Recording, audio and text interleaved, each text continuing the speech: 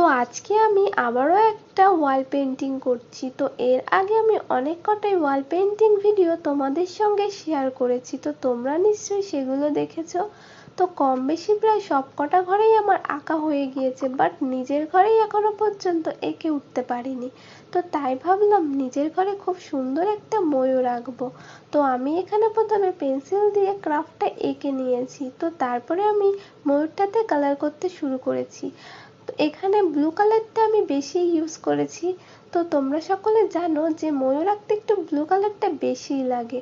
তো তারপরে ধীরে ধীরে ময়ূরটাকে খুব সুন্দরভাবে কমপ্লিট করে নিচ্ছি। কমপ্লিট করে নেওয়ার পরে ময়ূরটাকে দেখো কতটা সুন্দর লাগছে। তো এরপরে আমি এখানে একটা ডাল এঁকে নিয়েছি। ডালটা এঁকে নেওয়ার পরে আমি এখানে কিছু পিঙ্ক কালারের ফ্লাওয়ার এঁকে নিচ্ছি। তো প্রথমে ভাবলাম লাইট পিঙ্ক কালারের দেওয়ালে কি পিঙ্ক কালারের ফ্লাওয়ারটা ভালো লাগবে, বাট না, পরে দেখছি খুবই ভালো লাগছে। তো ফাইনাল লুকটা দেখো কেমন লাগছে। যদি তোমাদের ভালো লাগে লাইক কমেন্ট শেয়ার করতে ভুলো না।